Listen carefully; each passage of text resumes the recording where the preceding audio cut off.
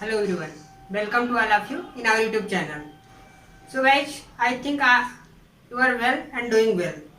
So guys, today we will discuss about interrogative sentence. जैसा कि आप सब जानते हैं कि अब हम लोग प्रेजेंट पढ़ चुके हैं, पास्ट पढ़ रहे हैं simple. So let's start guys.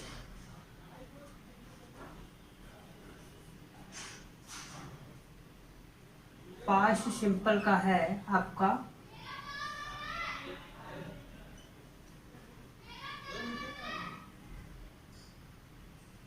आज हम लोग देखेंगे इंट्रोगेटिव सेंटेंस. पढ़िए इंट्रोगेटिव सेंटेंस.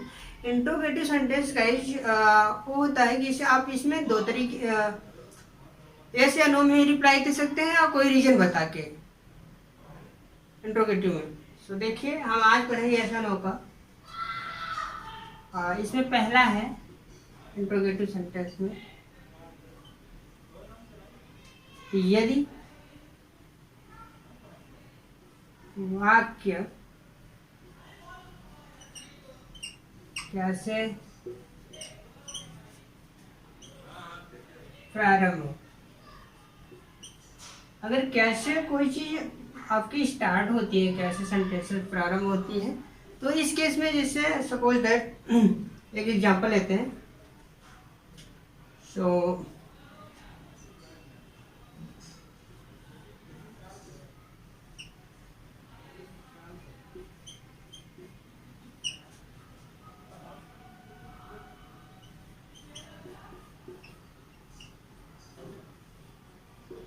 क्या गीता उदास थी, ये पूछ रहा है. तो इसमें आप यस या नो में रिप्लाई दे सकते हैं गाइस. यस या नो में. सो आप यस भी कर सकते हैं, नो भी कर सकते हैं. तो इस केस में आप इंग्लिश में अगर इसे बोलना हो तो आप किस तरीके से बोलेंगे. सो देखिए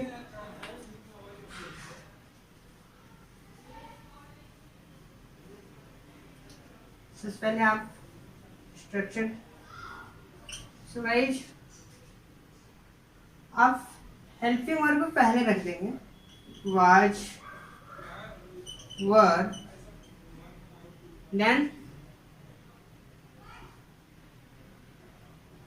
प्लस सब्जेक्ट देन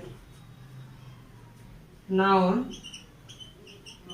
अतः क्वेश्चन मार्क इसमें जरूर रहेगा.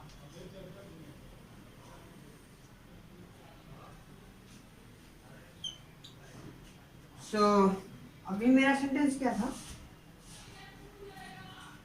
तो क्या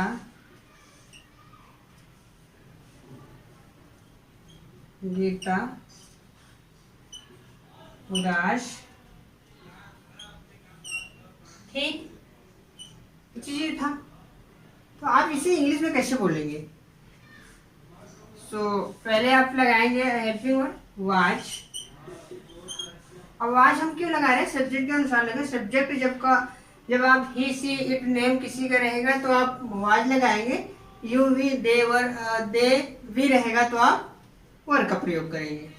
सो वाच गीता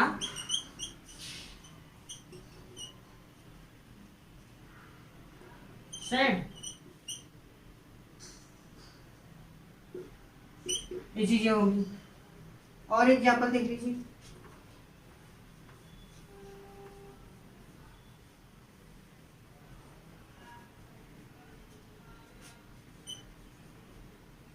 क्या तुम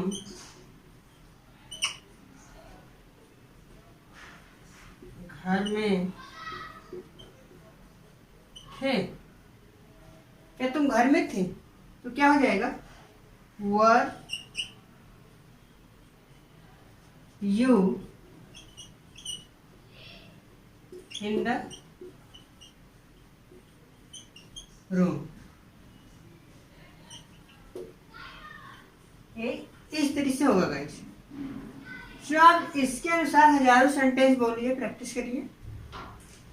सो अगर हम नेक्स्ट एग्जांपल की बात करें. सो या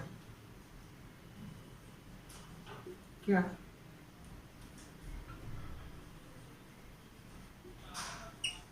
वे लोग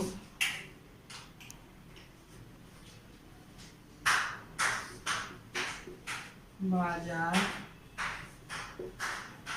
में थे, क्या हो जाएगा?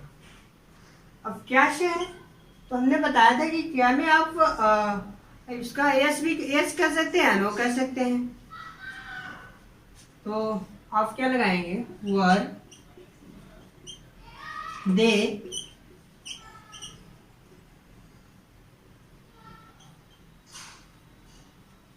In the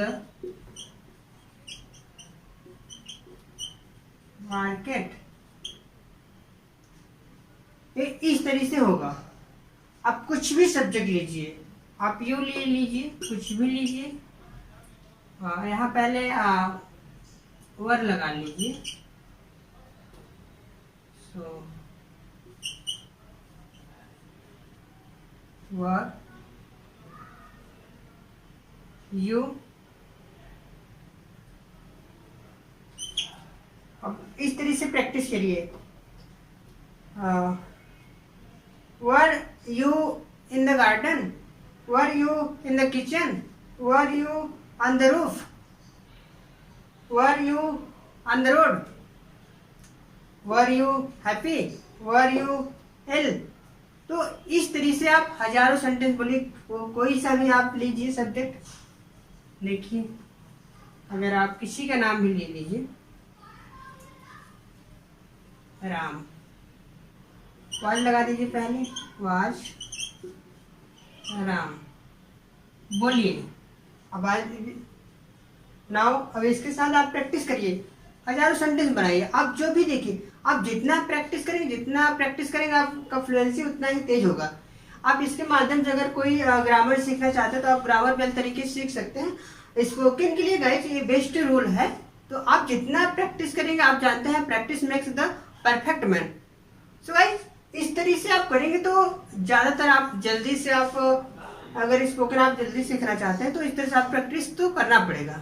you will have to do practice and you know everything is possible if you are not to do hardly. So अगर आप चाहते हैं तो ये चीज़ें बहुत आसान हो जाएगी गाइस। कोई चीज़ इतना भी आसान नहीं है, कोई भी इतना भी कठिन नहीं है। ये चीज़ें इट्स डिपेंड ऑन यू। सो देखिए, was Ram in the park? Was Ram in the garden? Was Ram in the kitchen? Was Ram on the road? So इस तरीके से बोलिए। Was Ram happy? Was Ram in the 4th class? और लीजिए कुछ भी, किसी का नाम ले लीजिए। मान लीजिए आप सी ले लीजिए, ई ले लीजिए, कुछ भी लीजिए, जो भी सब्जेक्ट है। आई ले लीजिए, आई, आप जानते हैं आई के साथ वाज का प्रयोग होता है। आई, अब लगाइए। I was happy, I was in the kitchen, I was student, I was introvert. Introvert sorry guys, introvert means होता है कि वो जो एलोन रहता है। तो इस तरीके से होती है। तो आप प्रैक्टिस करिए, ये चीज़ें आपके प्रैक्टिस पर डिपेंड है। जितना आप प्रैक्टिस करेंगे हमारे एफर्ट से आपको कुछ सीखने को मिल रही है। So guys please like subscribe करिए और वीडियो को शेयर करिए। सो थैंक यू गाइज, मिलते हैं नेक्स्ट वीडियो में। So thank you to all.